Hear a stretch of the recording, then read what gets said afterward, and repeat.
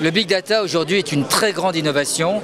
Le Big Data gère des données personnelles, ce qu'on appelle des données personnelles faiblement formatées et des données personnelles avec des signaux faibles.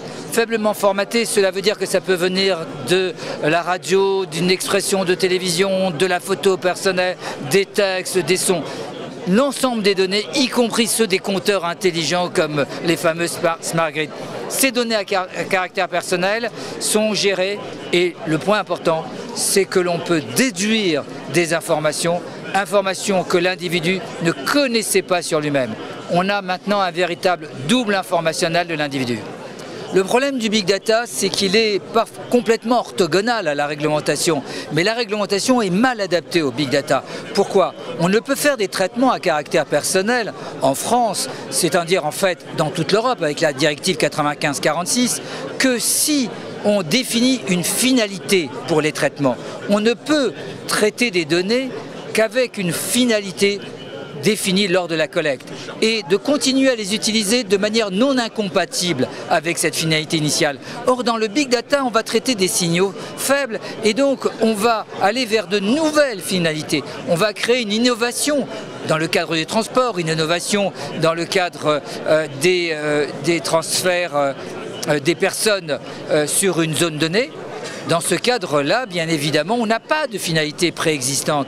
C'est bien l'absence de finalité et la recherche d'interconnexion pour créer une nouvelle valeur de données à caractère personnel.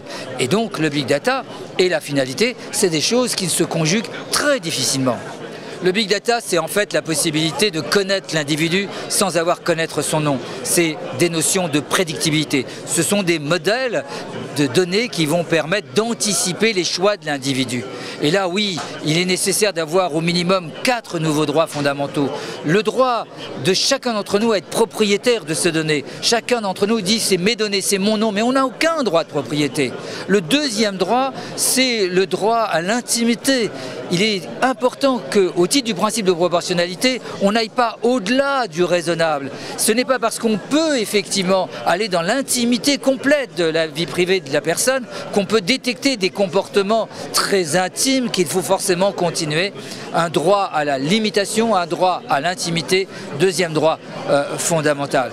Troisième droit, le droit à la sécurité enclenché, c'est-à-dire droit à sécurité par défaut. C'est vrai qu'il existe des systèmes de sécurité sur les navigateurs qu'on peut utiliser, mais en fait ces systèmes ne sont pas enclenchés. Un peu comme si on avait des voitures avec les airbags non enclenchés. Il faut que le plus haut niveau de sécurité disponible soit effectivement mis à la disposition de chacun des individus. Et enfin, quatrième droit, c'est le droit à la souveraineté. Comme il y a une souveraineté nationale, il faut que chacun d'entre nous puisse avoir une souveraineté sur ces données, c'est-à-dire en être le pilote, le maître, le comptable, l'archiviste, le fossoyeur, avec un véritable droit à l'oubli.